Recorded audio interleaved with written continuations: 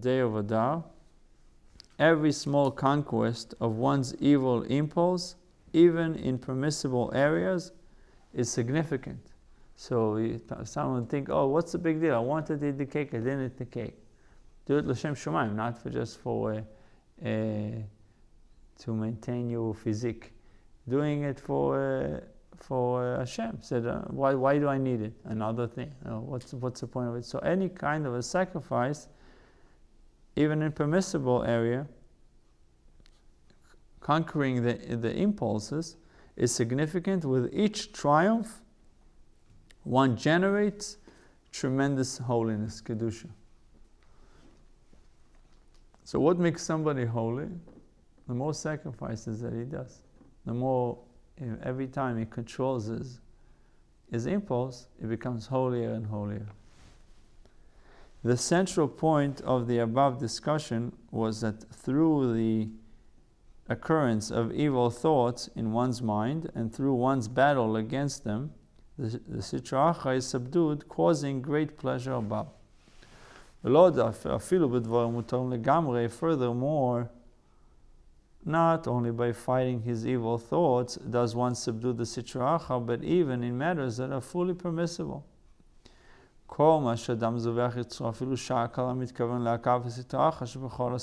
Every act of sacrificing one's impulse, even if only for a short while, if he delays partaking of even the permissible and essential, with the intention of subduing the Sitra Achra in the left part of his heart, achieves this end. Kegon. For example, somebody wants to eat. Let's say you want to eat. For example, when he wants to eat but delays his meal for an hour or less, and you're using that time to learn Torah, assuming you have time.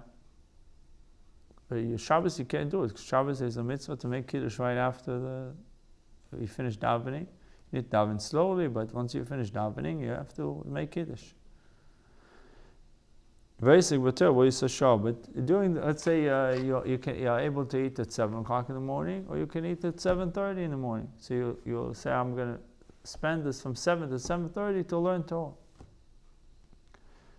And during that time, he studies Torah. For if he occupies himself with other physical matters, he said, I need to exercise before eating. So that is not subduing his Sitra Achra. He's not subduing any impulse. The opposite. His impulse is to exercise and to take care of his body. So then he pushes off his meal. There's some exercises, it's tricky. If you eat before, you can't exercise. You're going to throw up. But if you don't eat at all, and you can't exercise either. So you can see that even in Gashmius, you have the concept of being able to delay an impulse, being able to delay a gratification. People that work on their body, they have to do it. They have to think out. They have to pace themselves properly. So they need to eat something that would give them energy, but at the same time will not slow them down. And swimmers, swimmers, it's very tough because they eat something, and they want to throw up when they swim. It comes up right away. I guess when the body is in the water, and I don't know exactly why, but if you eat before swimming, it's the hardest. You can eat and lift weight; it's not going to be so. But if that you have and gravity and everything else, your body you're using. Maybe it pushes the foot back up. It brings the foot out. So, but if you're not going to eat anything, it's also not good. So you have to find 20 minutes to 45 minutes. And what you eat and how much you eat is also very crucial. Right. So it's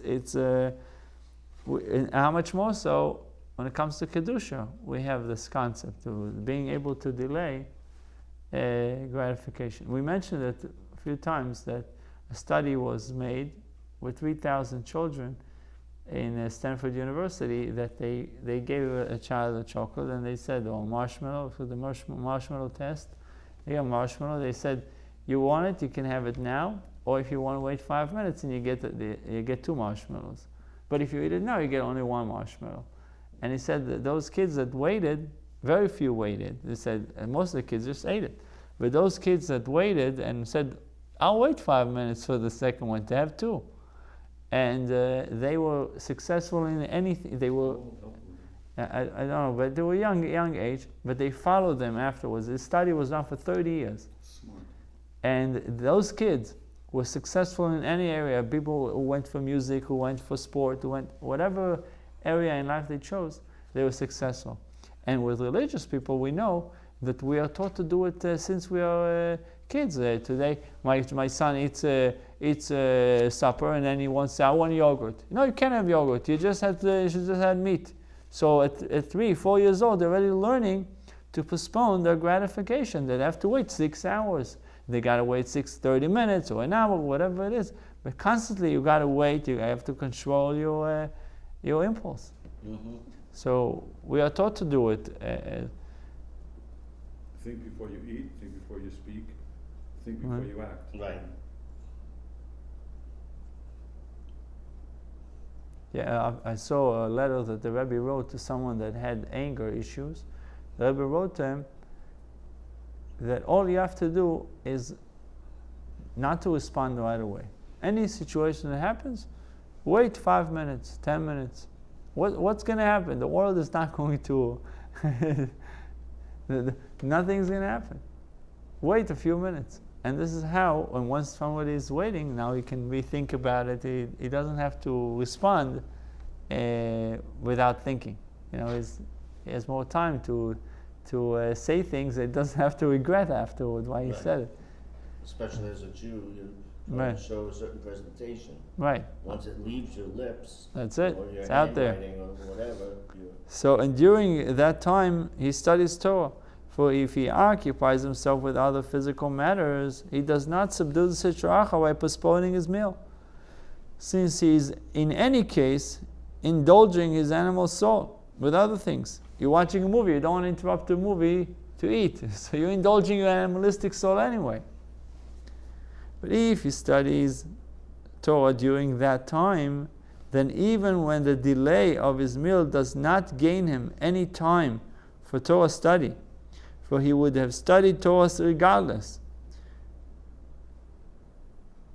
as will soon be stated, and despite the fact that he eventually does eat, what's the difference? You're going to eat the breakfast anyway. If you eat it at 9 o'clock or 9:30 or 7 or 7:30, you're going to eat it. So what's this whole thing of postponing it or delaying it? Yet he subdues the Sitra Achra by the mere effort of postponing his meal, and thereby he brings about the divine pleasure caused by every subjugation of the Sitra Achra. Kedisa B'Gemara, the Gemara in Shabbos tells us, Shor Revi'is Machal Kol Odom. The 4th hour of the day, so let's say 6 o'clock, people wake up, 7, 8, 9 is breakfast time. Kedisa B'Gemara, the 4th hour of the day is when all men eat, but the 6th hour is the meal time for scholars. Scholars would eat at 10 o'clock. They wouldn't eat breakfast at 9 o'clock or 8 o'clock.